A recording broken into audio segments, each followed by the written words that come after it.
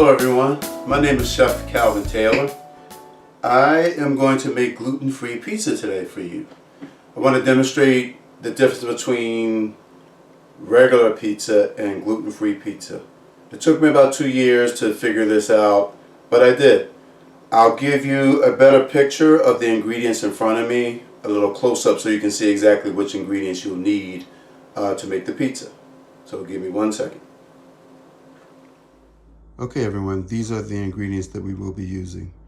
Raw organic sugar, salt, buttermilk powder, yeast, xanthan gum, baking powder, all-purpose gluten-free flour, and olive oil. Then also the next ingredient will be water. But these are the things that I want to show you that we will be using today.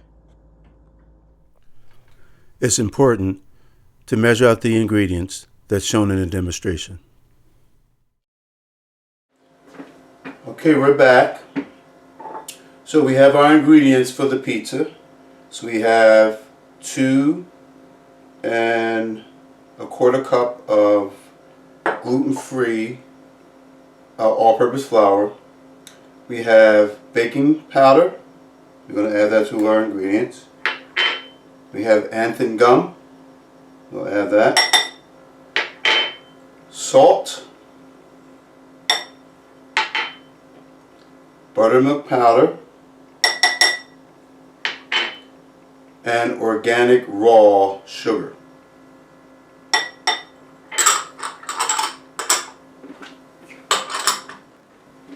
After all is mixed together, we want to incorporate well.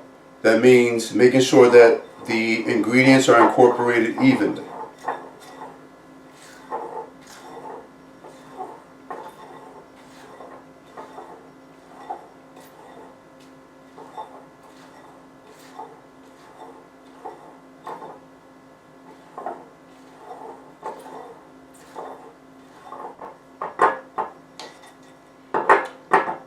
So that's incorporated well. The next thing we're going to do is measure out our water, okay? Okay, in measuring out our water, we want to make sure that we put the right amount in. If you put too much or too less, it can alter the recipe. And I'll explain later when we actually spread the pizza dough in the pan. So you want 1 cup of water.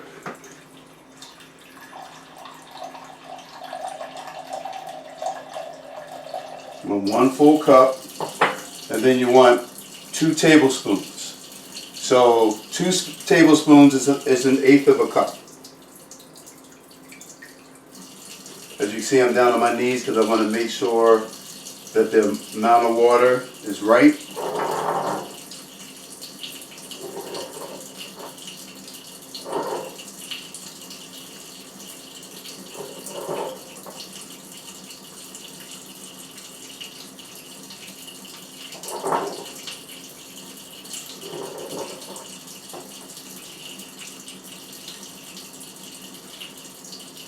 Okay, so this is 1 cup and 2 tablespoons of water.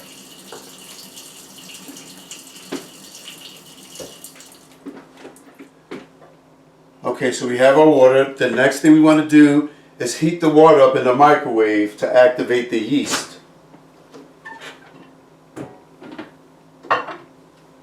So I usually put it in for 1 minute and 10 seconds. So we'll let that run for 1 minute and 10 seconds. We'll be right back after we're done. Okay, we have about 3 seconds left. Okay, it stopped.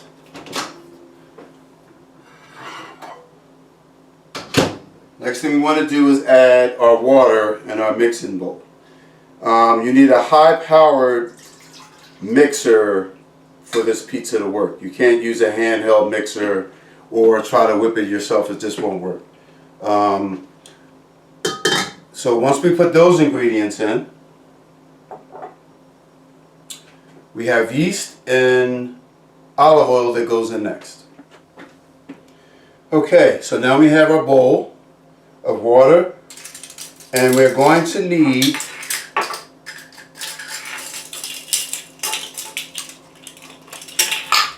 2 teaspoons, I'm sorry, 2 teaspoons and a 1/4 teaspoon of yeast.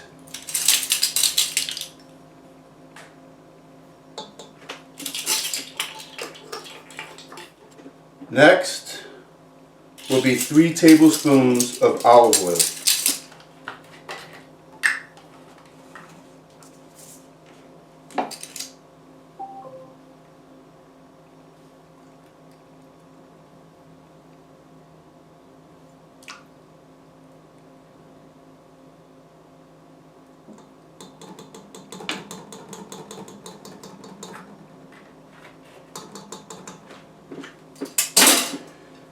After you add those ingredients, you're going to need at least a cup of the dry ingredients that we mixed earlier together.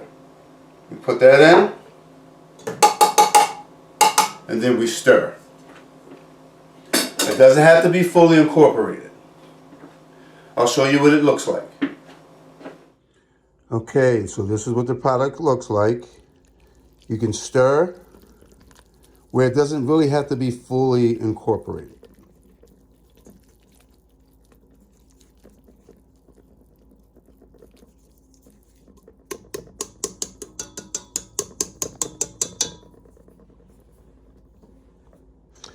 Now, usually I sit it over top of the stove.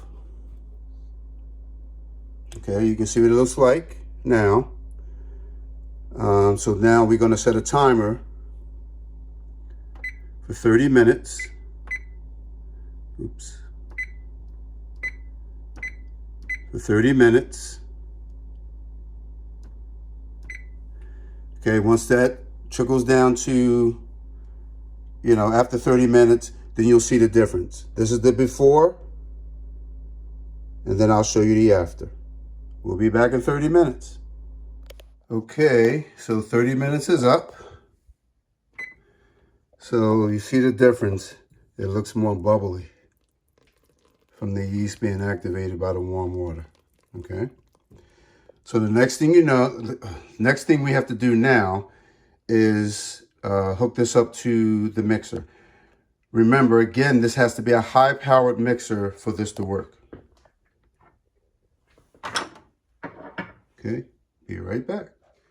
Okay, so first thing first is that we have to put the rest of our dry ingredients in.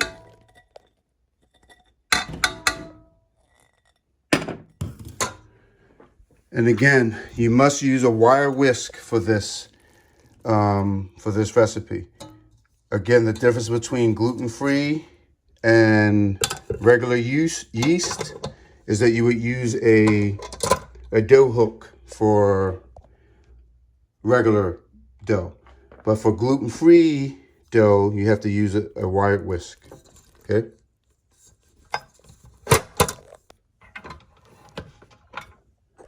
This is going to take about 4 minutes to whip. Okay, so we set a timer for 4 minutes.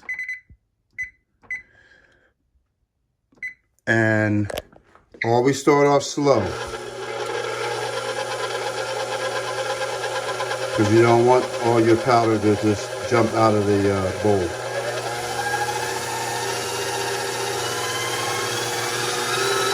Okay, you can speed it up on high, and you can put one of these covers on to make sure that it doesn't jump out. Okay, again, we have a KitchenAid. It's a high-powered mixer, so we'll let that mix for 4 minutes. We'll be back. Okay, 4 minutes is just about up.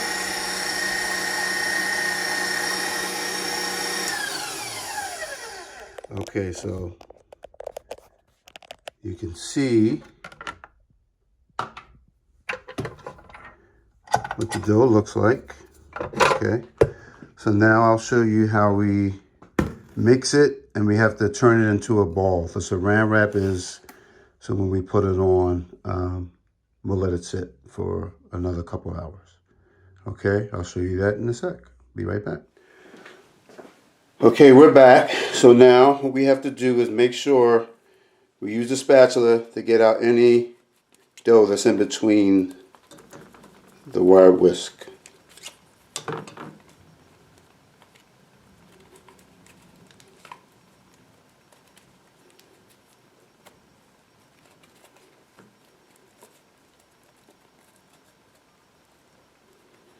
So you want to get out as much dough as you can.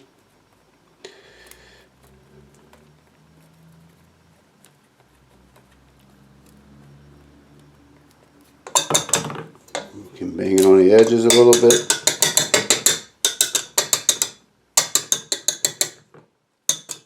Try to get out as much as you can. Okay, so again, you want to definitely use a spatula to bring the dough together into a ball. Okay, rubber spatula really helps you get everything off the edges there.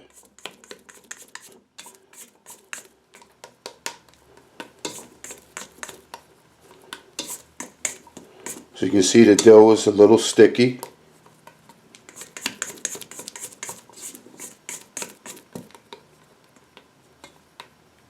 Okay. So as you can see, the dough is in a ball. So now what we're going to do is take saran wrap.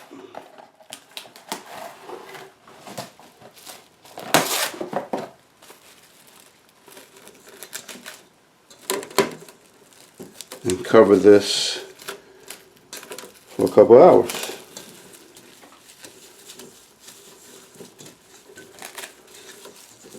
Okay, once it's all covered, then you can come back in a couple hours and you'll see the difference in size.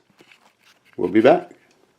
Okay, so I brought the dough over and put it on top of the stove because that's pretty warm. You want it to be in a warm area so the dough can expand. But as you can see, this is the beginning stage, okay? So we'll be back in a couple hours and then you'll see the difference in size. And then I'll show you how to put it in the pan and pull it from the edges and that type of thing, okay? We'll be back. Okay, we're back. As you can see how the dough doubled in size.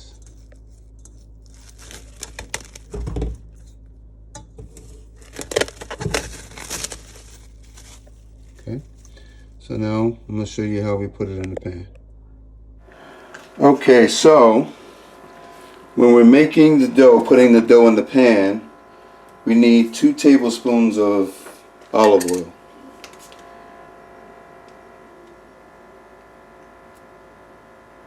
So that's about 2 tablespoons.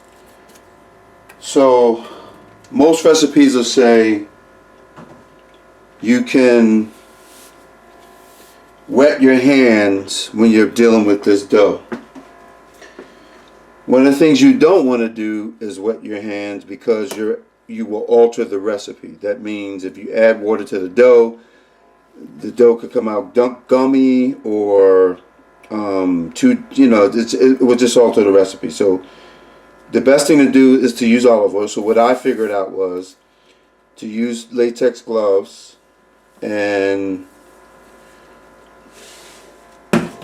just spread the olive oil on the pan. And remember, you need a non-stick 16-inch pizza pan. Okay, everything that you cook with when it comes to gluten-free has to be non-stick or it will stick. So what I usually do is kind of dredge my left hand in olive oil, and then I take the dough that's in the pan, in the bowl, and then I bring that out. Okay, we're going to need the spatula for later.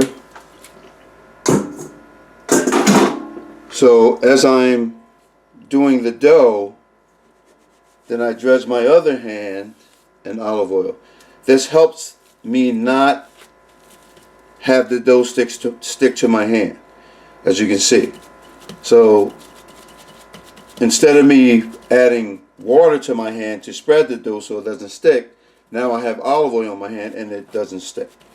So what you want to do is make sure that you get it to each edge to the edge of the pan, all the way around.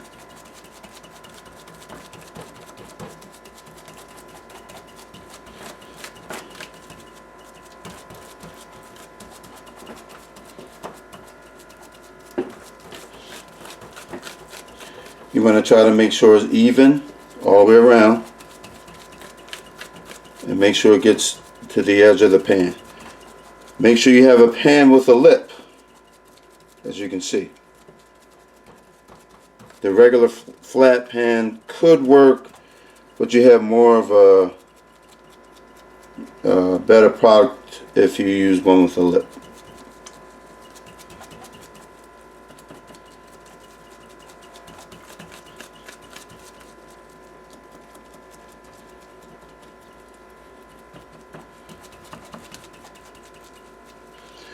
Okay, as you can see, the dough is completely at the edge of the pan.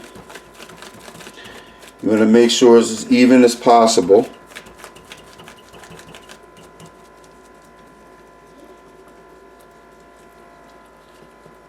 Okay, you want to fix any separated pieces of the dough.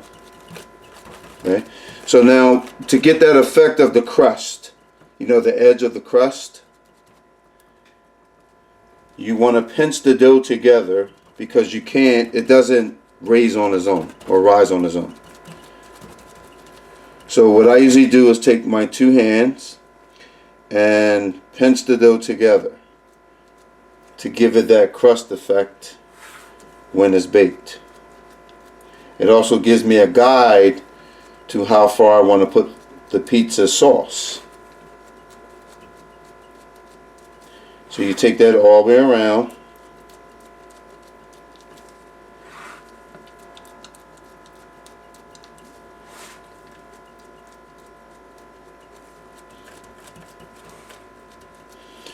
And as you're doing it, you might have to fix it a little bit to kind of make it as even as possible.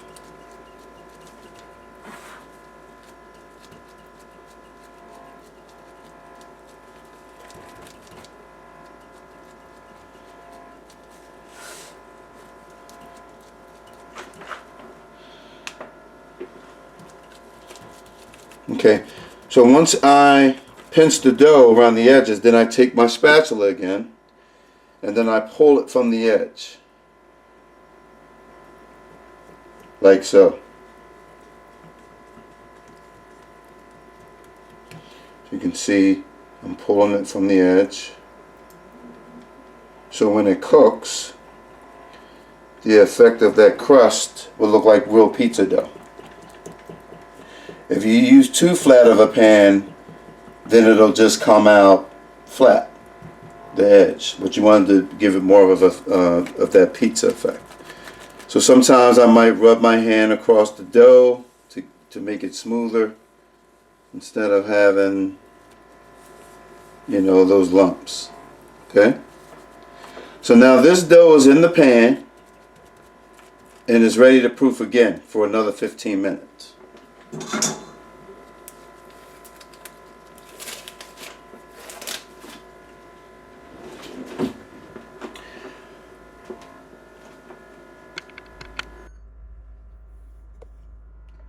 So as you can see how the pizza edge looks. Okay? It's pulled from the edge, but when we take it out the oven, you'll see that it'll shrink in size a little bit, but it'll pop right out the pan. Okay? Remember, again, it has to be a non-stick pan that's a 16-inch. The pizza pan that I use is Gluten. Okay, you can get this from Walmart, online, any places that you need to get a 16-inch pizza pan. So that's what it looks like. Now we're going to proof this for 15 minutes. I'll be back. Okay, we're back. Now it's time to cook the pizza. You always have to pre-cook gluten-free pizza dough, because you can't put it in this way and put your toppings on, because it won't come out right. So We're going to put this in the oven for 9 minutes.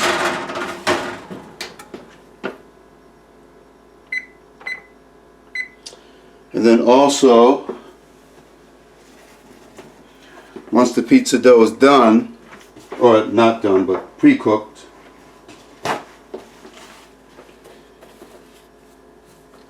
pop it out and put it on our pizza stone. Okay. So once we get the pizza dough to cook for 9 minutes, we'll pop it out, and then we do our dressings on top of the pizza. We'll be back in about 8 minutes. Okay, here we are, about 4 seconds left. Okay, so now we're going to pull our pizza dough out of the oven.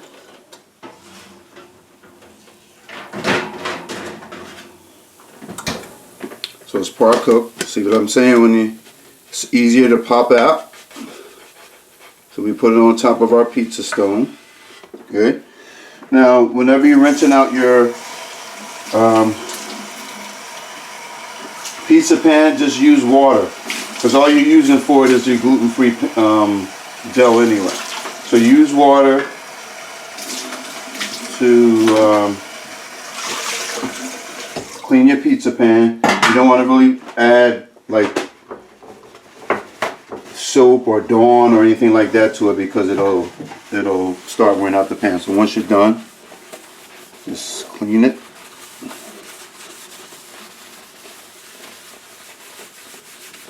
And then put it aside for the next use. Okay, so now the next thing we're going to do is put our toppings on. So we have your pizza dough that's pre-cooked, and this is my son's favorite pizza sauce, Classico. Okay.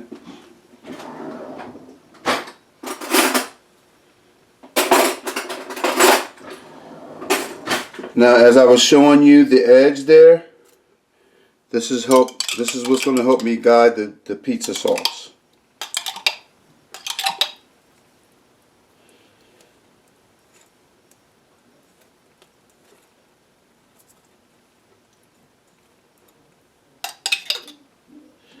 It gives it that crust effect on the edge there.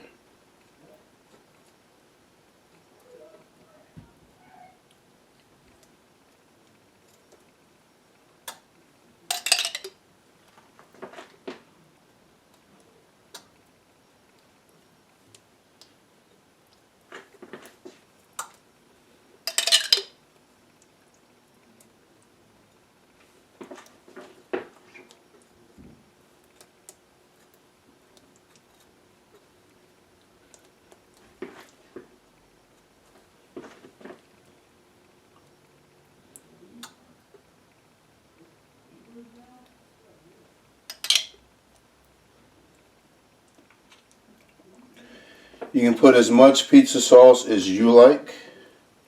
My son doesn't like too much, but I mean, you can, if you're a sauce person, you put as much as you want on there. And same with your cheese.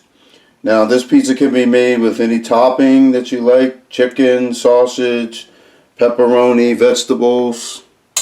It doesn't matter.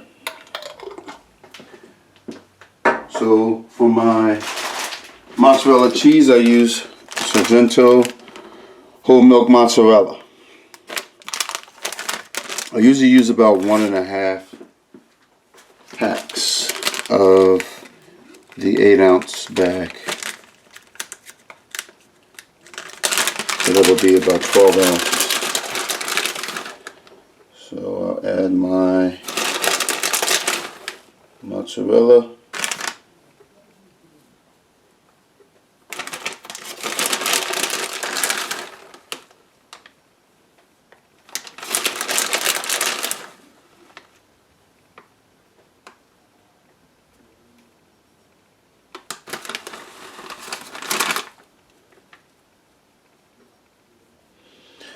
And again, you can add as much cheese as you like.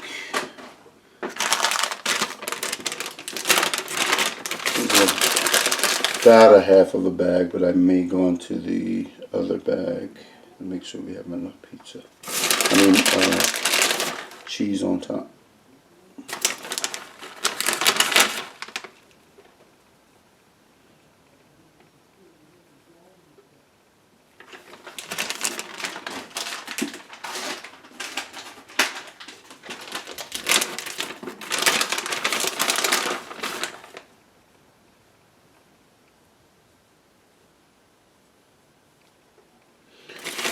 Just kind of spread it lightly, go all the way to the edge.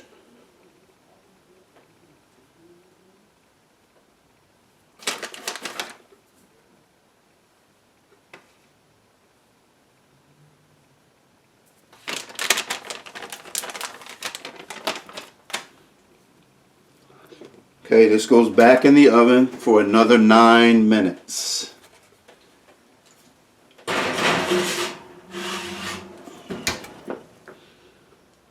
I usually put on the cook time because that's the last step, and then that'll shut the oven off automatically. Okay, we'll be back in 9 minutes.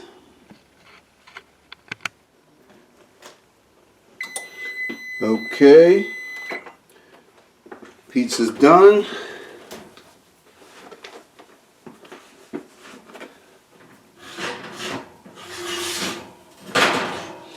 And here is the ending product. Okay, so as you can see, there's a nice golden brown crust around the edges there, and then it looks like a real pizza. There's somebody pinching the edges. So now we can cut it in 8s, and my son can enjoy his pizza.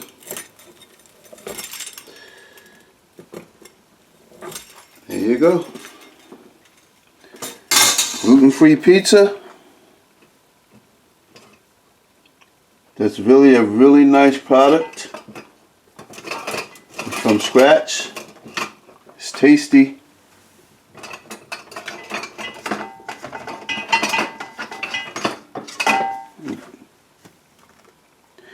Here's the end product.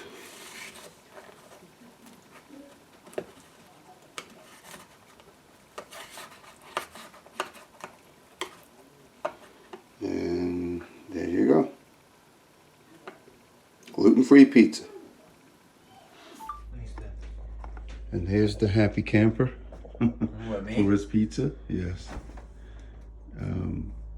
Get your plate. I wanted my own camera. You are. Hold on. Look at that. He usually takes 2 at a time. Yeah. But as you can see, the pizza looks good. You can see the crust. Thanks, Dad. You're welcome. Free pizza. So that's how you make gluten-free pizza, and you can also reheat the pizza the next day. So let's say you eat half of it. You can also put it in the refrigerator. Make sure you wrap it in a saran wrap, not aluminum foil, because tomato and aluminum, the acid from the tomato would make the aluminum run on the pizza. So wrap it in saran wrap, and then to reheat it the next day, always reheat it in the oven at 350 for 10 minutes. And that's it. Have a good night.